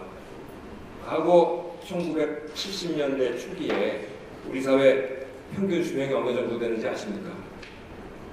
1970년도 대한민국 남자의 평균 수명이 58세였습니다. 그래서 환갑을 지내면 이제 충분히 살았고 인생을 행복하게 살았다라고 생각을 하고 모든 재산 자녀들에게 물려주고 일방에 있다가 조용히 하늘로 돌아가시죠. 지금 어떻습니까? 지금 우리나라 평균 수명이 남녀 평균 83세, 4세 넘었죠? 여성분들 같은 경우에는 86세, 7세까지 가고요. 이미 질병으로 돌아가신 분들을 빼면 현재 건강하게 살고 계신 분들은 기본 100살까지 가신다는 것이 아마 그 인생 계획의 전제가 되어야 될 겁니다. 100세 시대가 의미하는 것, 가장 중요한 게 내 재산을 물려주지 않는다는 겁니다. 수많은 사람들, 특히 60세, 70세 이상 된 분들께 물어보면 자녀가 집을 달라면 드릴 겁니까? 라고 물어봤을 때 100이면 100분 예외 없이 물려주는 순간 너의 인생은 끝난다고 얘기합니다. 물려주지 않습니다. 실제로 자영업을 하는 분들도 60, 70, 80 될 때까지 자기 자영업을 계속 하고 있기 때문에 저처럼 나이가 많아진 변호사들도 변호사 업무를 계속 할 수 있고요. 실제로 많은 분들이 60세, 70세에도 정상적인 경제활동을 하고 계시는 거죠. 이것은 무슨 얘기인가 하면 돌아가실 때 남기는 상속 재산의 양이 엄청나게 많아진다는 겁니다. 돌아가시기 전에 자녀에게 재산을 물려주면 상속 재산 별로 없죠. 그런데 자녀에게 상속 재산을 물려주지 않고 있으면 돌아가실 때 남기는 재산, 즉 상속 재산의 총량이 늘어나기 때문에 결국 이것의 대부분을 둘러싼 분쟁이 생기는 겁니다.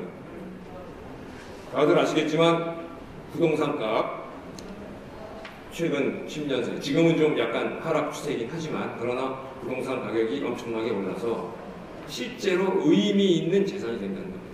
나눠 가질 때 의미 있는 재산이 되는데 그것을 포기한다? 기대하기 쉽지 않습니다. 세 번째로 가족 구성원, 또 가족 관념이 크게 바뀌었죠. 과거에는 집에서 어른이 이리 정리하자 하면 따랐습니다. 재산 어머니한테 몰아주고 그 다음에 어머니한테서 따르자. 근데 요즘은 어머니한테 몰아주는 것을 자식들이 반대를 합니다. 아버지가 돌아가셨을 때.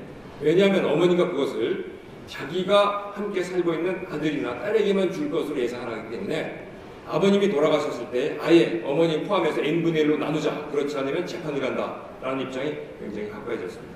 과거에는 생각하기 힘든 일이지만 현실을 부인할 수 없고 그것을 부정적으로 봐서 비난에서 해결될 문제가 아니라는 것 우리가 받아들여야 됩니다. 자, 이와 같이 상속 분쟁이 빈발하고 있는 상황, 100세 시대를 눈앞에 두고 있는 상황에서 유언장이 어떤 사회적, 경제적, 도의적 의미를 갖는가 한번 살펴봤습니다. 첫 번째로 유언장을 써야 하는 가장 큰 이유는 첫 번째 말씀드린 우리 공동체를 붕괴시킬 위험이 있는 상속 분쟁을 근본적으로 해결하기는 힘들겠습니다만 큰 틀에서 문제를 풀어나가는 첫 번째 길이 있기 때문입니다. 일본 사회가 지금 심각한 문제로 안고 있는 것이 이른바 치매 노인들의 동결 자산이라고 합니다. 일본 인구 중에 2020년도 기준으로 600만 명 정도가 치매에 걸려서 정상적인 활동을 못하고 있다고 하고요. 이분들이 가지고 있는 자산, 이것이 금융자산 기준으로 보면 한 170조 정도, 그리고 부동산으로 보면 80조 엔입니다. 그래서 250조 엔 이상, 우리 돈으로 따지면 2,500조 원 정도가 그분들 소유 재산으로 추정이 된다고 합니다. 이분들이 살아있을 때 제대로 처리를 못할 뿐더러 이분이 유언 없이 돌아가셨을 때 그 후과 과연 일본 경제가 앞으로 어떻게 될 것인가 공포에 떨고 있다고 합니다. 유언장을 작성함으로써 가족 간의 분쟁을 없애거나 줄이고, 그리고 앞으로 우리 사회가 재산을, 돌아가신 분들의 재산을 합리적이고 신속하게 이어받아서 새로운 발전을 만들 수 있는, 도약할 수 있는 계기로 만들 수 있는 유언장이 그 기능을 수행할 수 있다는 겁니다. 두 번째로 1인 가구가 증가한다는 점, 이 점 역시 개인적으로는 유언장을 작성할 이유가 중요성이 훨씬 커지게 됩니다. 가족과 같이 살면 가족에게 재산이 자연스럽게 넘어가는데요. 1인 가족, 홀로 살게 되면 가족의 인연, 내가 재산을 물려줘야 될 정서적 이유가 없는 사람에게 단지 법률적 인연이 있다는 이유만으로 재산이 넘어가게 됩니다. 평생 결혼 안 하고 비혼으로 살아서 재산을 일구고, 그래서 이 자신이 일군 재산을 사회적으로 좋은 것에 쓰기 위해서 기부하고 싶은 생각을 가지고 계시지만 이분이 유언장을 쓰지 않으면 그 재산은 별 인연이 없는 조카들에게 법정 상속분에 따라 넘어가게 되는 것이 현실입니다. 이런 분들이 지금 많은 분들이 기부에 대해서 관심을 가지고 있는 이것을 더욱더 촉진하고 더 활성화되면 이분들의 재산이 다시 공적으로 유의미한 활동에 사용될 수 있다는 점에서 유언장은 반드시 필요하다는 점을 말씀을 드리겠고요. 세 번째로 100세 시대와 이어집니다만 자신의 인생을 설계하는 것, 여기에 유언장이 중요한 역할을 하게 됩니다. 치매에 걸리기 전에 유언장을 써서 앞으로 내 재산이, 내가 정상적인 사고 판단을 하지 못한다 하더라도 내 재산이 내가 원하는 대로 사용될 수 있도록 설계하는 설계도, 그것이 유언장입니다.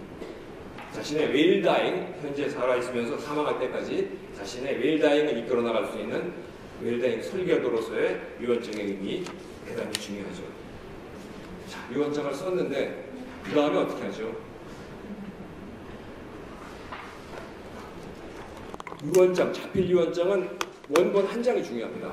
그 원본이 사라지면 그 유언도 사라집니다. 자신의 중요한 것을 담아서 내 사후를 설계하기 위해서 유언장을 썼는데 내가 사후에 그 유언장이 어떻게 될지 누가 좀 얘기를 해주세요라는 부탁을 받는데 해드릴 말씀이 없습니다. 비용이 좀 들더라도 공증사무소에 가서 공증을 하세요. 그러면은 거기에 도와줄 수 있을 겁니다. 하고 말씀을 하시는데요. 너무 사무적이고 기계적이기 때문에 유언공증하기 싫다는 분들이 굉장히 많이 계십니다. 왜 우리 사회는, 내가 지금 또박또박 내고 사는데 왜 우리 사회는 내가 죽기 전에 하고 싶은 이 최소한의 것까지 담아주는 제도가 없는가 개탄하시는 분들이 많습니다. 우리나라에서 현재 유언장 보관하는 제도 어떤 게 있나요? 공증사무소에서 보관하는 제도가 하나 있습니다. 그런데 이것은 유언 공증을 해야 보관해주지, 그렇지 않으면 보관해줄 수 있는 권한도 없고 또 그 불편과 위험을 감수할 공증사무소도 없습니다. 신탁회사 보관하는데요. 역시 유언신탁 계약에 따라서 공증한 유언장을 보관하고 돌아가시면 집행의 편의를 도와드릴 뿐이지 자필증서위원장을 보관해주는 인터페이스는 아직까지는 나타나고 있지 않습니다. 금기관 대여금고 자필위원장 작성해서 넣어놓고 보관하고 대여금고 열쇠를 상속인에게 넘겨주면 안전하겠지만 우리나라 국민들 중에서 금기관 대여금고를 사용할 수 있는 분이 몇 분이나 될까요? 아주 제한되고 그 일부에 국한된 얘기죠. 사적으로 법률사무소에서 위원장 보관 업무를 하겠다고 검토하는 것들이 여러 번 계십니다. 물론 의미가 있는 부분이긴 합니다만 법률사무소에 위원장을 보관할 정도면 법률사무소에 의미 있는 고객이 돼야 되겠죠. 송사업 씨 아주 본반지켜서 열심히 산 분이 위원장 보관하기 위해서 법률사무소 가라고 말씀드리는 것은 좀 어려움이 있을 것 같습니다. 이러한 여러 가지 점 관련해서 위원장 보관하는 공적 제도가 반드시 필요하다라는 점에 대해서는 모든 분들이 공감을 합니다. 그리고 그 이론적 근거 그리고 어떠한 내용으로 외국에서 진행이 되고 있는지 조금 전에 박 교수님께서 잘 설명을 해주셨습니다. 마지막으로 한 말씀 드린다면 이 위원장 보관 제도에 대해서 충분하고 깊은 논의가 진행이 되어야 되는 것은 분명합니다. 이론적으로 사실을 따져야 될 부분도 많고요. 법원이 하는 게 좋으냐, 검찰이 하는 게 좋으냐, 다른 기관을 따로 만드냐 여러 가지 다 좋은데요. 가장 중요한 것은 빨리 하는 겁니다. 지금 우리 사회가 2025년도에 초고령 사회로 넘어간다고 합니다. 일본은 그래도 통계라도 잡힙니다. 그래서 유언장 공증사무소에서 공증하는 유언 건수가 몇 건이냐 통계가 나오고요. 그리고 일본에서 새로 시작한 그 공적 유언장 보관제도에서 통계가 나옵니다. 그런데 우리나라는 통계가 전혀 없습니다. 저희 사무실에서 공증사무소에서 유언 공증을 합니다만 공증협회에서 매년 이 유언 공증 건수를 보고를 받는데 유언 공증 건수는 따로 보고를 받지 않습니다. 차라리 그것부터 시행을 하면 1년에 전국적으로 유언 공증이 되는 건이 몇 건이 되는지 정도라도 파악을 했으면 기초자료가 될 텐데 그것도 안 하고 있습니다. 하루빨리 우리 사회가 왜 유언을 많이 해야 되고 유언을 권장하기 위해서 유언장을 어떻게 보관해야 되는지 라는 부분에 대해서 시급하게 정리해야 합니다. 마지막으로 말씀드리고 싶은 것은 여러 가지 이론적 검토도 있긴 하지만 결국 법을 만드는 것은 국회 아니겠습니까? 급하고 중요한 법을 신속하게 빨리 만들어 주십사. 그리고 당장 완벽하진 않더라도 아쉬운 대로 우선 틀을 만들고 보완해 나가는 방향으로 해 주십사라는 그런 요청을 드리고 싶습니다. 다시. 그럼 먼저 주연대 변호사님 토론해 주시죠. 네, 주연입니다. 저는 이제 상속 사건을 현장에서 직접 많이 이제 수행하는 변호사 입장에서 이 공적 유언 보관 제도가 도입이 되면 좋겠다 하는 점에 대해서 이제 제 개인적인 의견을 밝히는 것으로 하겠습니다. 유언을 남기는 것은 이제 유언자의 몫이지만 결국 그 유언을 실현시키는 것은 유언자가 아닌 다른 사람입니다. 그러다 보니까 이제 유언을 남기는 것 뿐만 아니라 유언자가 남긴 유언이 오염되지 않게 하는 것, 그리고 그렇게 남겨진 유언이 사후에 그 존재가 드러나서 실현될 수 있게 하는 것이 모두 중요합니다. 그래서 이제 유언 보관 제도에 대한 논의가 있고 그 실효성에 관한 문제들이 계속되고 있지 않나 싶고 저는 개인적으로는 도입 여부에 대해서 찬성하는 입장입니다. 저는 이제 주로 가사 사건을 많이 하고 있는데요. 그 중에서도 상속 사건은 참 개인적으로는 까다롭고 어렵다고 생각이 됩니다. 이게 상속 분쟁은 일단 당사자가 좀 다수인 경우가 많고요. 그 다수의 당사자가 모두 다 이해관계가 다릅니다.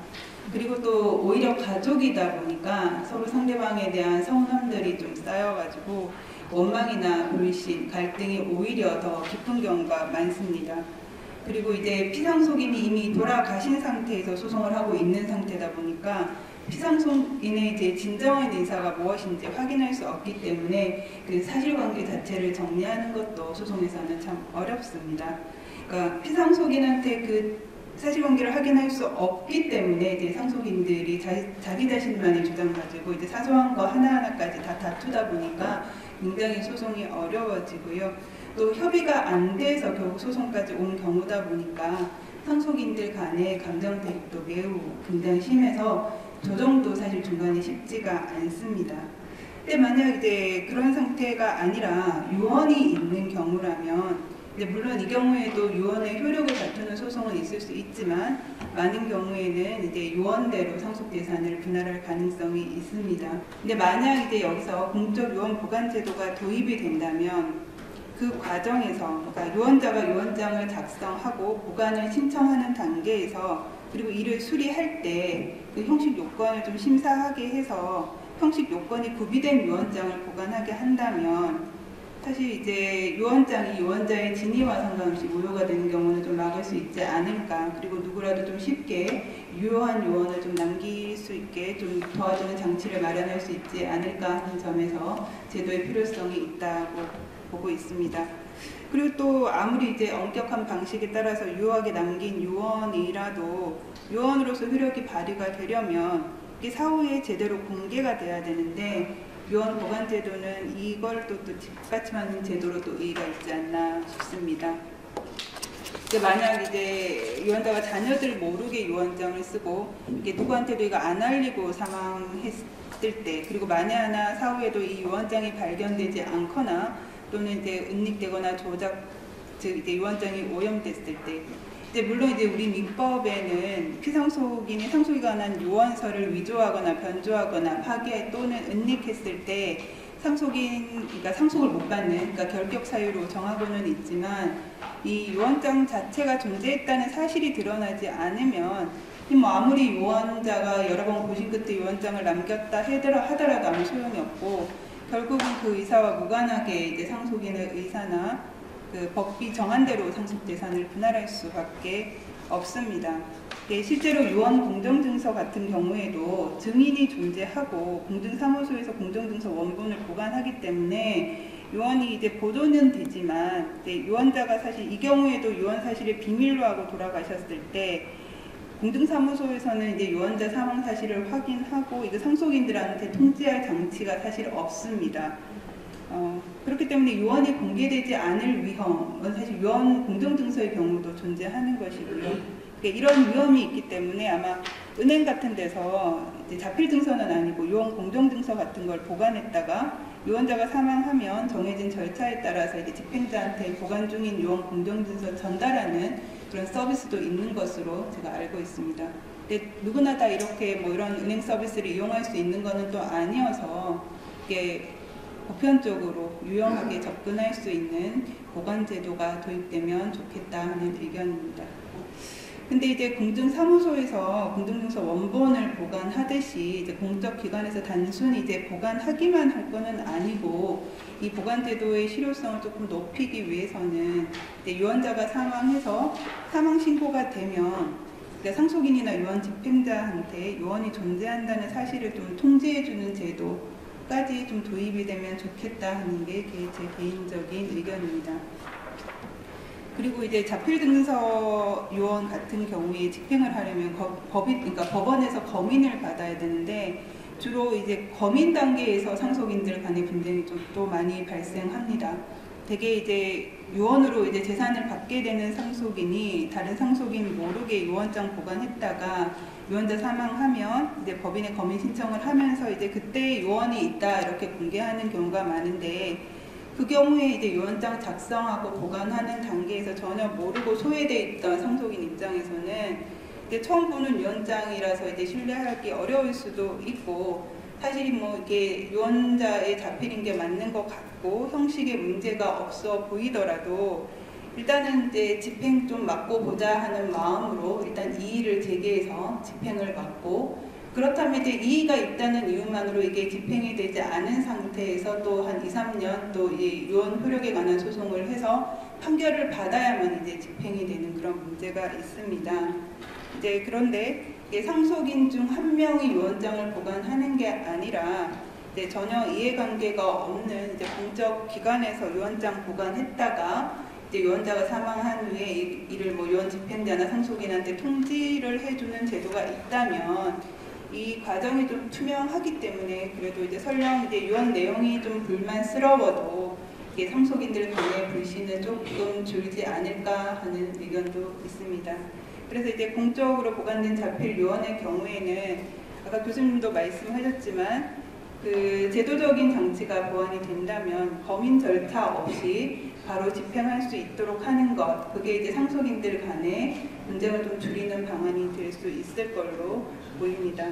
그리고 또 세부적으로는 현재 이제 유언을 집행하기 위해서는 유언장 원본이 필요한데요. 이제 공적으로 보관된 유언장을 집행할 때도 그럼 원본을 필요로 할지, 그렇다면 이제 집행하는 단계에서부터 원본이 필요하다면 원본은 어느 단계에서 누구한테 반환을 할지, 이런 문제도 좀 세부적으로는 좀 논의가 될 필요가 있을 것 같습니다. 이런 세부적인 논의까지 거쳐서 이 보관제도가 도입이 된다면 유언 문화가 활성화되는 제도로 기여할 수 있지 않을까, 그렇게 생각을 합니다. 네, 마치겠습니다.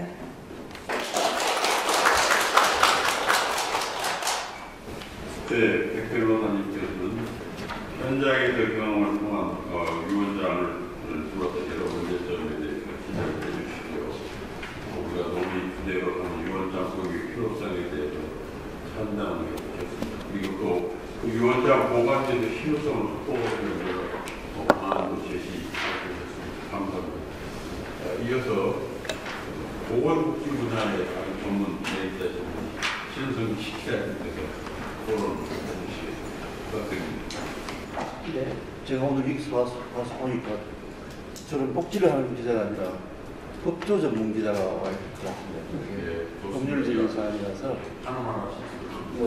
같은데 그 말씀을 드리는 이유는 이제 우리가 삶의 마무리를 하면서 필요한 장치들이 몇 개 있는데 지금 이게 오늘 나온 유언장 문제하고 제가 그동안 기사를 써왔던 이 존엄사의 문제하고 이게 서로 양바퀴 같은데 따로따로 갔다는 거죠. 제가 이제 우리 소 회장님을 오늘 처음 뵙고 그다음에 교수님 말씀도 오늘 처음 듣고 하는 것도 저도 오늘 저도 처음 보실 거 아니에요, 그죠? 그러니까 이게 사실 같이 갔어야 될 제도, 같이 가면 좋은 제도인데 너무 이렇게 따로 돼 있지 않냐 그런 생각이 들어서 조금 아쉽고, 그리고 제가 그동안 이 관련해서 2001년, 2년 그때 연맹원의 중단 이런 것 때문에 한참 의사협회에서 논란을 시작하면서 그게 한 20년 됐거든요. 20년 동안 이 관련 분야 취재를 하고 기사를 보면서 유언장이 이렇게 그게 깊은 관련이 있는지 잘 인식을 못했고, 그래서 오늘 와서 보니까 그리고 이게 존엄사 기사를 열심히 써서 이제 지금 이제 우리나라에 상당히 이제 지금 내년 2월이 되면 4년 되거든요. 제도를 시행한 지.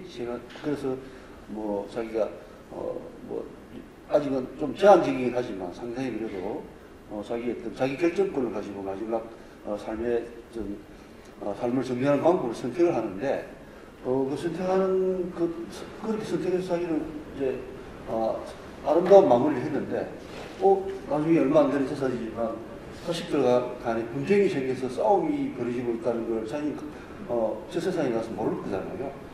그럼 우리가 옆에서 보면 종말적으로 보면 그 사람이 그분의 선택이 과연 이게 종합 세트 존엄사냐 그렇지는 않을 것 같다는 생각이 듭니다. 자식들한테 요즘 특히 몇 명 되지 않는 자식들한테 이렇게 가서 몇 년간 법적 분쟁을 벌이고 이제 문제 끝나고 나면 남보다 더 심하게 갈등하고 자기 요즘 돌아가신 분의 재산날 형제들이 모일까요?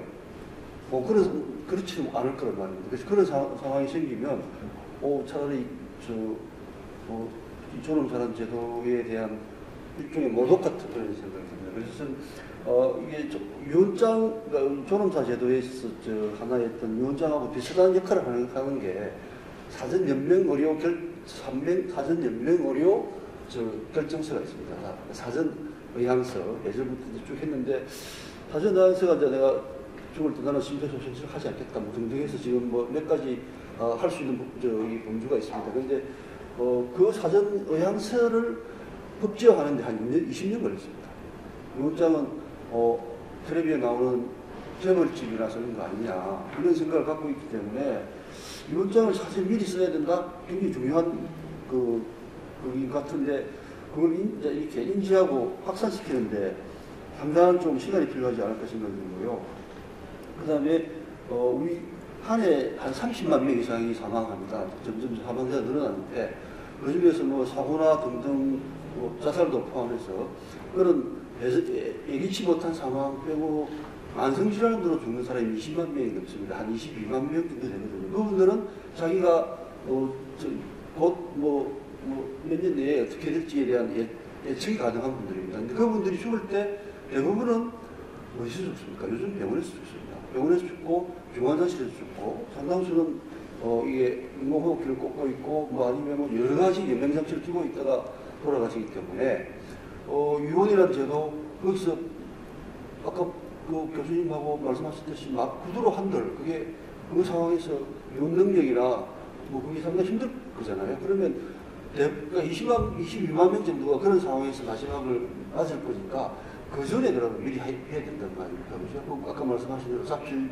유언 증서를 가지고 가서 자기가 걸어가서 자기가 스스로 낼 수 있을 정도면 한참 전으로 상당히 어느 정도 건강을 확보하고 있을 때 그걸 해야 된다는 얘기인데 그렇게 하려면 우리가 지금 사전연명 의료 의향서를 쓰듯이 미리 건강할 때 우리가 쓰던 지금은 뭐 많은데 건강보험공단 가서 써도 되고요. 병원 가서 써도 되고요. 그 다음에 노인복지관 가서 써도 되고 쓰는 데가 굉장히 많습니다. 그리고 그게 지금 하나 전산화돼서 국립연명의료관리기관이라는 데서 딱 이게 전산화돼 있습니다. 내가 쓰면 딱 등록해 있다가 우리의 무슨 일이 생기면 저분은 사전연명의료요양서를 써가지고 이거 안 하게 돼 있습니다. 라고 통보를 해줍니다. 그러면 그게 자동적으로 되는데 유언은 그 정도로 이제 단순한 문제는 아닌 것 같습니다. 아니라서 그리고 아까 좀 말씀하신 대로 뭐 1인 가구가 많이 늘어나는데 1인 가구 늘어나면서 1인 가구들이 대부분 다 굉장히 경제적으로 풍족합니다. 풍족하신 분들한테 유언장을 쓰라 그러면 변호사 사무실 가서 쓰라, 공정위 사무실 가서 쓰라 그러면 조금 돈이 들기 때문에 그거 안 합니다. 그렇기 때문에 이 자필유언의 공공기관 보관제도 같은 것은 뭐 나름 저는 상당한 창의적인 발상이라고 저는 생각을 하는데 그 법적인 절차는 여기 계신 변호사님들, 법조인들께서 해주셔야 될 것 같고 근데 그 전에 이제 이 유언장을 쓰는 문제에 대해서 이제 우리 사회가 좀 더 폭넓은 이해를 넓히기 위해서 좀 캠페인 같은 게 우리 사전연명의향서 쓰기 위해서 한 20년간 굉장히 노력을 많이 했거든요. 그게 저도 뭐 그 필요성에 대한 기사가 많이 쓰고 그런 부분에 대한 이게 알리는 활동 물론 이제 변호사님 말씀하신 대로 제도가 가면 법을 만들어서 제도가 가면 그게 또 이렇게 끌고 가는 국민들을 끌고 가는 알려주는 그런 또 역할을 하기 때문에 법이 가는 것도 굉장히 저는 중요하다고 생각합니다. 법을 제정하고 근데 이 연명의료 결정법을 만드는데 20년 이상 걸렸는데 그때는 반대하는 세력이 확실하게 있었습니다. 종교인, 그다음에 생명윤리학자들, 아주 강력한 비토 세력이었습니다. 근데 제가 들어보면 내가 아직까지 이 분야에 대해서 깊이 안 들어봐서 모르겠는데 유언장 공공보관제도에 대해서는 그렇게 반대할 세력이 그렇게 많아 보이진 않습니다. 그래서 여기 아까 국회의원들 여러분들 오셨던데 국회의원들하고 좀 잘 논의해서 법을 일단 뭐 최소한의 법률이라도 먼저 출발하는 게 중요할 것 같고요. 그리고 공공보관제도에서는 보면 시군구청에서도 보관해도 되지 않을까요? 그런 생각도 좀 했고요. 법원보다는 시군구청이 훨씬 더 접근하기가 편할 것 같고요. 그 다음에 행정 능력이 있고 그게 좋을 것 같고 그 다음에 우리 중앙등록부 독일의 중앙등록부 같은 것은 뭐 기초단체가 하면 행안부가 하면 될 것 같기도 하고요. 아니면 지금 그러면 사전연명의료요양서를 보관하는 국립연명의료기관이라는 데서 그것도 뭐 국가기관이기 때문에 거기서도 전산 관리하고 하는 것도 가능하지 않을까 생각되는데 유언장이 법적인 효력을 가지기 위해서 원본으로 된 자필 서류만이 가능한지 아니면 PDF 파일로 만든 유일한 원본 파일 같은 것은 불가능한지 요즘 같은 이 디지털 시대에 종이 쪼가리가 반드시 필요할지 그 부분도 한번 같이 논의해봤으면 만약 그게 가능하다 그러면 훨씬 더 좀 더 진도가 빨리 나가지 않을까 생각됩니다. 아주 참신한 의견, 법적인 관점이 아닌 그래서 토론해 주셨습니다. 그런데 다음 이제 한 가지 토론을 앞두고 있는데 어떻습니까? 원내대표님 뭐 가시야 괜찮으세요? 뭐 한 말씀 하실 부분이 있으실 것 같아요. 그러면 우리 한 가지 토론해 주시고 그 다음에 한번 말씀 주시죠. 저도 기자님과 마찬가지로 오늘 많은 걸 듣고 많은 걸 배우는 시간이었던 것 같습니다. 보건복지부가 오늘 주제와 관련해서 유관되게 조금이라도 관련성 있게 하는 업무가 말씀하신 기자님이 많이 설명하신 사전 연명의료 제도일 거고, 또 하나는 복지부가 웰다잉 차원에서 장례 절차를 어떻게 했으면 한다 정도의 유언을 쓰는 거는 소소하게 지원을 해드리고 있거든요. 그래서 오늘 토론되고 있는 주제와 아주 깊이 관련이 있는 건 아니잖아요. 관련되는 업무를 그 정도는 하고 있습니다. 근데 직접적으로 복지부가 이 말씀하신 이 제도를 가지고 있다거나 앞으로 해야 될 거로 생각이 안 돼가지고 좀 조심스럽긴 하지만, 저희가 같은 여러 복지제도를 운영하고 있고 행정적인 측면에서 이 제도가 도입되려면 어떤 게 필요하지 않을까라는 차원에서 몇 가지 말씀을 드리겠습니다. 노인분들, 어르신분들이 유언을 써야 되겠다라고 고민하시는 시점이 언제일까를 좀 생각해보면, 아주 건강하실 때도 조금씩 하시겠지만 본격적으로 내가 한번 써봐야 되겠다라는 이 제도가 만약에 생기게 됐을 때 써봐야 되겠다라고 생각을 하게 되는 시점은 아마 몸이 조금씩 안 좋아지셨을 때, 이동이 조금 불편해지셨을 때가 아닐까, 아니면 주변에 배우자가 사망하셨을 때라든가 이럴 때가 아닐까 싶은데요. 본인의 의사 확인 과정에서 본인의 의사 능력에 대한 관한 심사를 할 거냐 말 거냐, 또 이 부분이 큰 쟁점일 것 같은데, 그러면 그거를 누군가가 심사를 해야 된다라고 하면 그에 따른 행정 절차가 상당히 필요할 거거든요. 의사가 반드시 입회해야 되느냐, 의사는 한 명이면 되냐, 두 명이어야 되냐, 그런 모든 유언을 쓰고자 하는 분들이 모두 다 의사 입회만 해야 되는 거냐, 아니면 특정 질병을 갖고 계신 분만 해야 될 거냐, 이런 부분에 대해서 하나하나가 행정에 대한 부담이라든가 비용과 직결되는 문제이기 때문에 앞으로 고민이 필요하지 않을까 싶습니다. 마지막으로는 이제 돌아가신 다음에 유언장을 통지하는 단계일 텐데, 그 단계에서 어느 분까지 이걸 통지를 할 거냐, 당사자는 이미 돌아가셨고 가족분들한테 할 거냐, 상속인들한테 할 거냐, 아니면 유언장에 언급된 분이 여럿이 있다라고 하면 그분들한테도 다 할 거냐. 근데 그렇게 될 경우는 그게 또 다 하나하나가 개인정보이고 그분들의 정보를 미리 갖고 있어야 정해진 시점에 다 전달할 수 있을 거거든요. 이런 아주 제가 말씀드린 부분이 지엽적이긴 하지만 오늘 토론이 이런 앞으로 갈 길에 대해서 아이디어 차원에서 이러저러 얘기하는 거라고 생각해서 그 정도 말씀드리겠습니다. 감사합니다. 네, 말씀드렸는데 우리 원내대표님께서 지금 웰다잉 문화운동의 대표로 계시고, 그러니까 연명 치료의향서 작성, 그다음에 전원사물 같은 여러 가지 우리가 삶을 마무리하는 문제들이 굉장히 많고, 오로지 지금 그것만 열심히 하고 계시는데 한 말씀 해야 되실 것 같습니다.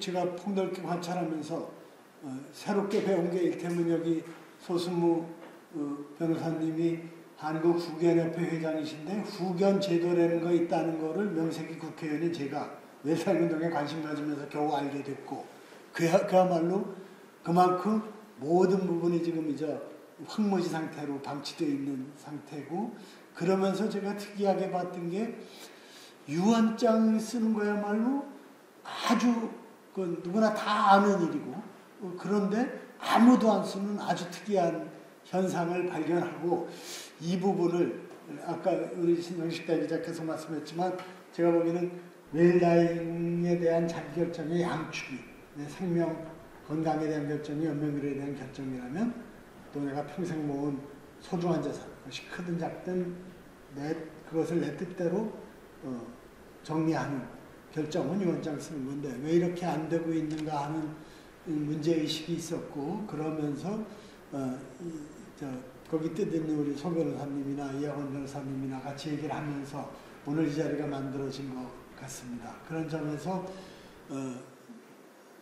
바늘이 뭐가 되느냐 하는 문제는 있지만 어쨌든 쓰는 것도 다 낯설어하고 쭈삣쭈삣하지만 써놓으면 이게 잘 쉽게 믿을 수 있게 편하게 보관될 수 있다, 관리된다는 것만 있으면 훨씬 쓰는 것도 저렇게 촉진되지 않을까 하는 점에서 우리는 그 단추를 이걸 국가가 나서서 보관하는 제도를 도입하자 하는 게 일본 사례가 마침 소개돼서 그랬는데 오늘 박 교수님 얘기 들으니까 굉장히 든든하고 정말 우리도 빨리 해야겠구나 생각을 하는 게 독일, 스위스, 네덜란드 얘기까지 나오니까 그리고 우리 사회의 초고령화의 속도라든가 그 상태가 결코 그런 나라들보다 우리는 아직 먼 일이다라고 얘기할 수가 없는 절실한 문제이기 때문에 빠른 속도로 진행돼야 되고 또 그럴 수 있지 않을까 생각을 합니다. 그리고 구체적인 문제는 제가 요새 또 관심 있고 있어서 신문을 보니까 최근 보도를 보면은 일본의 많은 도시들이 구체적으로 일본의 나고야시는 가입을 하면은 아예 일상적인 그 관리에다가 유품 돌아갔을 때 유품 정리부터 장례식까지 그 나고야시가 치러주는 서비스를 하고 동경시의 어떤 구는 이런 종합 보관장 아까 우리 조사관이 얘기하셨지만 내 장례 어떻게 치러달라, 내 유품 정리 어떻게 해달라, 그런 것들을 포함해서 누구한테 연락해달라 이런 것까지 종합적인 웰다잉에 관련된 내 희망사항 내지는 결정들을 기록해서 그 구에서 보관을 해주는데 굉장히 시작한 지 2년밖에 안 됐지만 빠르게 이용률이 높아진다는 얘기도 듣고 그러면서 우리가 선택할 길도 좀 이제부터 논의해야겠습니다만 역시 가장 촘촘히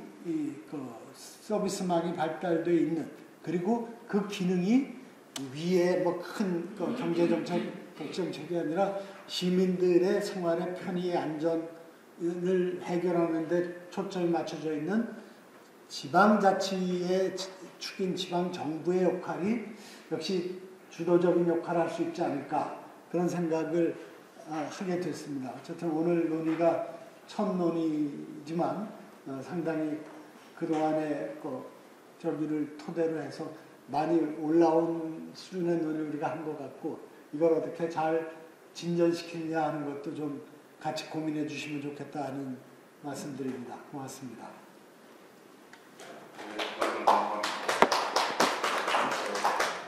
이 자필 용서를 쓰는데 사인이 안 되잖아요. 지장을 찍어야 되든지 2장을 찍어야 되는 거잖아요. 그러다 보니까 요새는 통장도 옛날 은행 통장도 옛날엔 2장이어야 되는데 요새 사인이 되잖아요. 그런 것처럼 이걸 좀 간소화해서 누구나 쓸 수 있도록 이렇게 사인을 좀 할 수 있도록 하는 그런 구체적인 부분들 또 아니면 이제 우리 영상 자서전을 하다 보면 요즘 편집이 많아서 굉장히 위조도 많으니까 그런 부분 유언장 쓰는 그 방법에 대해서 이런저런 위험 요소는 좀 배제하고 또 불필요한 부분들은 없애고 필요한 부분들은 좀 첨가하는 그래서 사인을 하거나 또 이런 부분을 조금 내용을 좀 고쳤으면 어떨까라는 생각이 들고요. 또 이제 어르신들 우리 소 회장님께서 후견인 회장이라고 그러시니까 지금 후견인 제도가 굉장히 오래 전에부터 되어졌는데도 사람들이 후견인 제도를 이용을 잘 못하고 있잖아요. 근데 특별히 이미 후견인 제도를 좀 많이 활용을 해서 요인들이 내가 글씨도 잘 못 쓰고 요원의 어떤 형식도 잘 모른다면 우리 후견인들을 제대로 좀 교육을 해서 이런 요원장을 쓸 수 있는 이런 통로, 방법들을 잘 좀 지도해 줄 수 있는 그런 방법들. 후견인 요새는 치매 예방에 대해서만 많이 이야기를 하게 되는데 그보다도 요원장 작성하는 데 있어서 좀 해주면 좋겠고요. 만약에 이런 부분이 어렵다면 원영님 자주 이야기하시는 기부문화라고 해서 많은 사람들이 이제 자식들에게도 재산을 나눠주기도 했지만 그럼에도 불구하고 내가 이 세상에 맨몸으로 와서 이렇게 가는데 사회 어느 부분을 이제 좀 기부를 하겠다라는 부분이 있으면 그것이 많은 사람이 기부를 못하는 이유는 이 내가 기부한 것이 어떻게 관리되는지를 신뢰가 없어서 못하는 부분들이 많거든요. 그래서 이 부분을 좀 더 국가기관에서 좀 관리를 해준다고 하면 그 기부 문화를 통해서 그 돈을 가지고라도 많은 사람들에게 유언 작성을 하는데 도움을 줄 수 있는 방향을 좀 모색하면 좋지 않을까라는 생각을 해보게 됩니다. 그리고 요즘 디지털 문화 유언에 대해서도 좀 법을 만드시는 분들이 이걸 좀 효율적으로 법제화를 좀 시켜주면, 우리 지금 디지털로는 뭘 작성해도 이거 자필이 아니니까 사실 어렵잖아요. 그래서 그런 부분들을 어떤 방법으로 디지털 유언을 할 수 있도록 하는 어떤 체계를 좀 만들어주면 좋겠다라고 생각을 해봅니다. 네, 이사님. 그 토론자분들의 말씀에 대해서 답변하거나 보충해 주시면. 네, 확인합니다. 호적 사무 같은데 그게 이제 그 위탁 사무로 수탁 사무로 이제 시군구청에서 하고 있기 때문에 행안부에서 처리하는 것도 상정할 수 있는 그런 것이라고 생각이 들고, 그리고 꼭 자필 증서 문서로 된 거 말고 이제 디지털 방식으로 유언할 수 없겠냐. 그런데 그거는 이제 종류가 전혀 다른 형태의 유언으로 되어 있습니다. 그래서 전자식 유언이라고 해서 새로운 제3의 방식에 사실 뭐 녹음 유언이나 뭐 이런 것이 더 이상 유용하지 않기 때문에 아마 그런 것들을 통합해서 디지털 방식의 유언 제도가 하나의 방식으로 연구되고 있고요. 아마도 그것도 논의가 이루어져야 되는 부분이 아닌가 이렇게 생각이 됩니다. 그리고 유언과 관련해서 또 여러 가지 이제 원 대표님께서도 이제 장례 서비스 관련한 이런 것도 말씀하셨는데, 그런 서비스 상당히 필요한 서비스, 1인 가구 증가와 더불어 꼭 필요한 서비스라고 생각이 들고요. 유언 효력과 관련해서도 조금 지금 이제 방식 논의만 주로 되어 있습니다만은 우리 유언의 효력 요건 가운데 유언은 법정 사항에 대해서만 유언이 가능합니다. 그러니까 뭐 자식들한테 싸우지 말고 살라든지 내 묘를 어디에 어떻게 써라든지 이런 거는 또 효력이 없는 걸로 되어 있습니다. 사실은. 그리고 자신의 신체에 관한 기증 의사 이것도 엄격하게는 상속인을 구속할 수 없는 것으로 되어 있고요. 그래서 그런 점 법정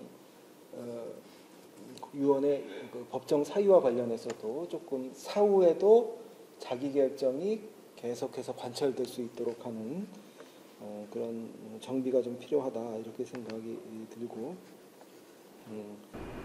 그리고 중요한 거 한 가지만 더 말씀드리고, 유언 능력 심사를 도입하는 등 여러 가지 비용이 많이 들지 않겠느냐라고 말씀하셨는데 그런 문제가 있습니다. 그리고 그것도 했다고 한들 또 믿을 수 있느냐의 문제도 있거든요. 그래서 제가 말씀드린 거는 최소한의 신청의사는 신청을 해야 되니까 신청의사는 확인해야 되거든요.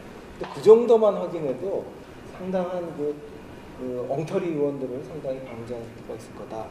이런 정도.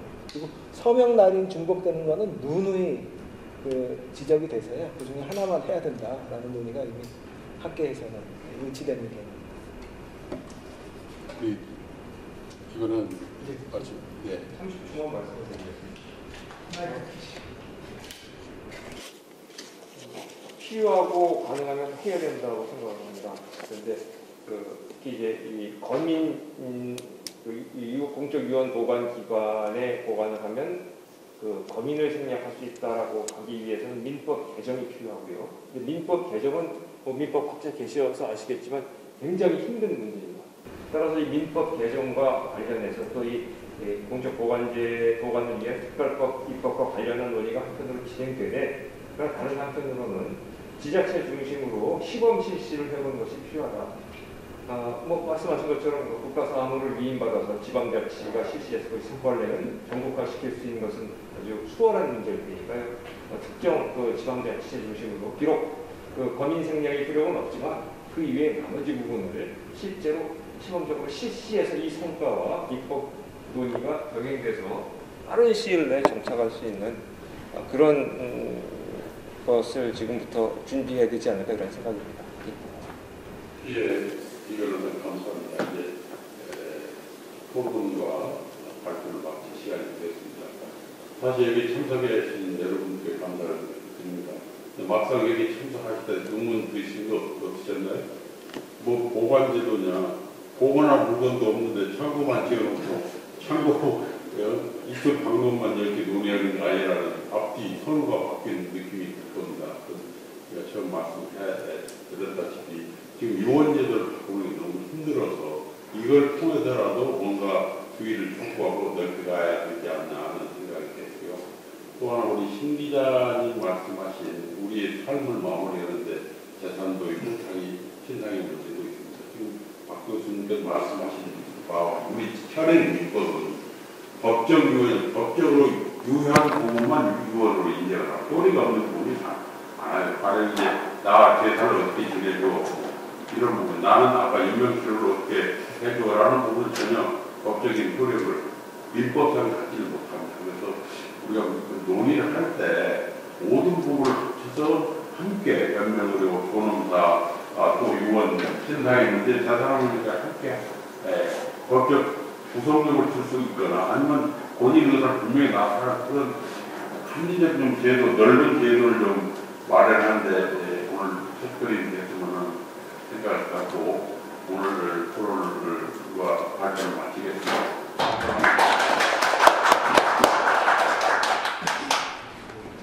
네, 오늘 국회에서 열린 현행 유언제도 무엇이 문제인가, 유언장 보관 제도를 중심으로 좌장을 맡은 소승무 변호사입니다. 저는 한국후견협회 회장을 맡고 있으면서 오늘 모임을 공동 주최한 유언법제 변호사 모임의 대표를 맡고 있습니다.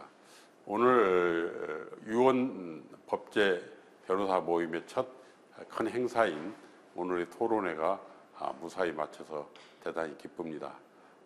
저는 한국후견협회에서 일에 관여하면서 많은 고령자 또 치매에 임박해 있는 분들 접하고 그분들을 위한 여러 그 후견 단체의 그 기관 또 학자 교수님들의 힘을 모으자 해서 만들어진 게 한국후견협회고요. 일을 하다 보니까 많이 우리가 겪는 문제들, 노후에 유언의 문제, 신상의 문제 이런 부분에 대해서 너무 낙후되어 있음을 느끼게 됐습니다. 그래서 자연스럽게 제가 웰다잉 문화운동에 참여하게 됐습니다. 여러 문제점을 제가 생각하고 또 웰다잉 문화운동을 효율적으로 진행하기 위해서는 거기에 대한 법제의 뒷받침이 굉장히 필요하다는 걸 절감하게 됐습니다. 그래서 그 웰다잉 문화운동의 원혜영 대표님과 상의해서 뭔가 법적인 뒷받침을 하는 기구가 뭐냐 해서 만든 게 유언법제 변호사 모임입니다. 우리 유언법제 변호사 모임이 결성이 돼서 첫 번째 한 일이 법무부인 가원에서 한 유언장 보관제도의 필요성에 대한 발제와 토론이었습니다. 그 토론 모임에서 이영환 변호사께서 유언장 보관제도를 소개해 주셨고 이게 결국 입법을 통해서 이루어진다는 공감대가 형성되고 이게 이제 국회의원님들의 협조를 받아서 두 번째로 그 추진 동력을 얻게 된 게 오늘의 국회 토론회입니다. 아직은 회원 수도 적고 미약하지만 오늘의 이 토론회가 기점이 돼서 나아가서 문제점 많고 모든 국민들이 느끼고 있는 유언의 방식을 바꾸고 또 보관 제도를 굳건히 만들므로써 부자들만이 하는 유언이 아니라 모든 사람이 자기 삶을 마무리하기 위한 사전 설계로서 유언을 발전시켜 나가는데 밑거름이 되었으면 좋겠습니다. 오늘 여러 협조를 해주신 국회의원님들 그리고 발표자, 토론자 여러분께 감사의 말씀을 드립니다. 오늘 토론회 과정에서 나온 여러 문제점이 입법화되는 과정에서 보다 좋은 법제로 태어나길 간절히 희망합니다. 감사합니다.